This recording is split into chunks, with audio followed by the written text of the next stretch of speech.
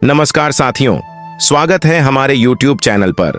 दोस्तों, आज की कहानी बेहद ही खास होने वाली है, इसलिए इस वीडियो को अंत तक जरूर देखिएगा। यह कहानी एक ऐसी पतिव्रता स्त्री की है जो अपने मरे हुए पति को यमराज से वापस ले आती है। इसी के संदर्भ में कहा जाता है कि करवा चौथ का व्रत भी इन्हीं की वजह से रखा जाता है।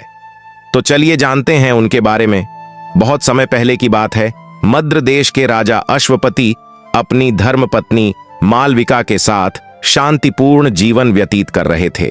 राजा अश्वपति निस्संतान थे और उन्हें यह चिंता सताती थी कि उनके बाद उनके राज्य का उत्तराधिकारी कौन होगा। संतान प्राप्ति की इच्छा से उन्होंने भगवान सूर्य की कठोर तपस्या की। कई वर्षों की तपस्या के बाद सूर्य देव ने राजा अश्वपति की तपस्या से प्रसन्न होकर उन्हें दर्शन दिए और वरदान दिया कि उनके घर में एक तेजस्वी कन्या का जन्म होगा। भगवान सूर्य की कृपा से रानी मालविका ने एक सुंदर और गुणवान कन्या को जन्म दिया, जिसका नाम सावित्री रखा गया। सावित्री का जन्म देवी सावित्री के आशीर्वाद से हुआ था, इसलिए उसमें असाधारण गुण थे।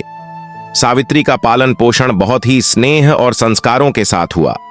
वह केवल सुंदर ही नहीं, बल्कि ज्ञान, बुद्धि और सभी गुणों से परिपूर्ण थी। उसकी सुंदरता और बुद्धिमत्ता की चर्चा पूरे राज्य में फैल गई थी। लेकिन जब विवाह योग्य उम्र आई तो कोई भी ऐसा योग्य वर नहीं मिला जो सावित्री के बराबर हो। तब राजा अश्वपति ने सावित्री से कहा कि वह स्वयं अपने लिए उपयुक्त वर की खोज करे। सावित्री ने अपने लिए वर की खोज में यात्रा शुरू की। एक दिन जंगल में घूमते हुए उसने एक युवा, धर्मप्रिय और सुंदर राजकुमार सत्यवान को देखा। सत्यवान अपने अंधे पिता राजा द्युमत्सेन की सेवा कर रहा था, जो एक वनवासी जीवन व्यतीत कर रहे थे क्योंकि उनके राज्य पर शत्रुओं का अधिकार हो गया था। सत्यवान की सरलता, दया और निष्ठा ने सावित्री को प्रभावित किया और उसने उसी क्षण यह निर्णय कर लिया कि सत्यवान ही उसका जीवन साथी बनेगा। सावित्री अपने पिता के पास वापस आई और उन्हें अपने निर्णय के बारे में बताया। लेकिन जब राजगुरु ने सत्यवान के बारे में सुना तो उन्होंने सावित्री को चेतावनी दी कि सत्यवान एक अत्यंत धर्मपरायण व्यक्ति है, लेकिन उसकी आयु केवल 1 वर्ष शेष है। उन्होंने कहा कि 1 साल के भीतर सत्यवान की मृत्यु हो जाएगी। यह सुनकर राजा अश्वपति चिंतित हो गए और सावित्री को इस विवाह से मना करने का प्रयास किया, लेकिन सावित्री का निश्चय अडिग था। उसने कहा, धर्म, प्रेम और निष्ठा से जो बंधन बनता है उसे मृत्यु भी नहीं तोड़ सकती। सत्यवान ही मेरा जीवन साथी होगा। सावित्री और सत्यवान का विवाह धूमधाम से संपन्न हुआ और सावित्री अपने पति और ससुर के साथ जंगल में रहने लगी। सावित्री ने पूरे मन से अपने ससुर और पति की सेवा की और उन्हें हर संभव सुख प्रदान किया। लेकिन उसे राजगुरु की भविष्यवाणी याद थी और वह जानती थी कि सत्यवान की मृत्यु का दिन निकट आ रहा है। इसलिए उसने पूरे 1 वर्ष तक कठोर तपस्या करना शुरू कर दिया। उसने भगवान से प्रार्थना की कि उसके पति की आयु लंबी हो जाए। जब वह दिन निकट आया तो सावित्री ने 3 दिनों का कठिन उपवास किया। उसने अन्न जल का त्याग कर केवल अपने पति की सुरक्षा और आयु के लिए तपस्या की। सत्यवान को अपनी पत्नी की तपस्या और उसकी चिंता का कोई आभास नहीं था, लेकिन सावित्री हर पल सचेत थी। वह दिन आ ही गया जब सत्यवान की मृत्यु होनी थी। सत्यवान हमेशा की तरह जंगल में लकड़ियां काटने गया और सावित्री भी उसके साथ गई। जंगल में पहुंचने के बाद सत्यवान को अचानक तेज सिरदर्द हुआ और वह बेहोश होकर सावित्री की गोद में गिर पड़ा। सावित्री समझ गई कि वह क्षण आ गया है जिसकी उसे प्रतीक्षा थी। तभी यमराज वहां प्रकट हुए। यमराज सत्यवान की आत्मा लेने के लिए आए थे। सावित्री ने यमराज को प्रणाम किया और अपने पति की आत्मा को जाते हुए देखा। यमराज सत्यवान की आत्मा को लेकर चल दिए। सावित्री अपने पति को यूं जाते नहीं देख सकती थी, इसलिए वह भी यमराज के पीछे पीछे चलने लगी।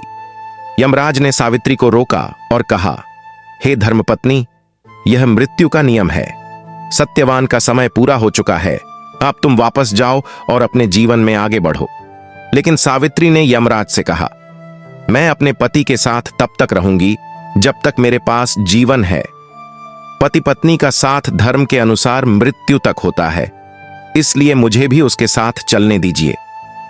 सावित्री की बातों से प्रभावित होकर यमराज ने कहा, तुम्हारी धर्मनिष्ठा से मैं प्रसन्न हूं। तुम मुझसे कोई भी एक वरदान मांग सकती हो, लेकिन अपने पति की जीवन की मांग मत करना। सावित्री ने पहला वरदान मांगा, मेरे ससुर राजा द्युमत्सेन की आंखों की रोशनी लौट आए और उनका खोया हुआ राज्य उन्हें वापस मिल जाए। यमराज ने यह वरदान दे दिया और सत्यवान की आत्मा लेकर आगे बढ़ने लगे। सावित्री ने फिर यमराज के पीछे चलना शुरू किया। यमराज ने फिर कहा, तुम बहुत धर्मनिष्ठ हो, एक और वरदान मांग सकती हो। सावित्री ने कहा, मुझे 100 पुत्रों का वरदान दीजिए। यमराज ने यह वरदान भी दे दिया, लेकिन सावित्री फिर भी उनके पीछे चलती रही। अंत में यमराज ने कहा, अब और क्या चाहती हो? सावित्री ने मुस्कुराते हुए कहा, यदि मुझे 100 पुत्रों का वरदान मिला है तो मेरे पति सत्यवान के बिना यह कैसे संभव होगा? कृपया मेरे पति को जीवन दान दें। यमराज को सावित्री की चतुराई और उसकी निष्ठा का एहसास हुआ और उन्होंने सत्यवान के जीवन को वापस कर दिया। सत्यवान फिर से जीवित हो गया और सावित्री के साथ वापस जंगल में लौट आया। घर पहुंचने पर उन्होंने देखा कि राजा द्युमत्सेन की आंखों की रोशनी लौट आई है और उनका राज्य भी उन्हें वापस मिल गया है। सभी ने सावित्री की निष्ठा, प्रेम और बुद्धिमानी की प्रशंसा की। इस प्रकार सत्यवान और सावित्री की यह कथा प्रेम, निष्ठा और धर्म की शक्ति का प्रतीक है। सावित्री ने अपनी दृढ़ निष्ठा और बुद्धिमानी से न केवल अपने पति का जीवन बचाया, बल्कि अपने ससुर का राज्य और सम्मान भी पुनः प्राप्त किया। यह कहानी हमें सिखाती है कि सच्चे प्रेम और धर्म की शक्ति से मृत्यु को भी हराया जा सकता है।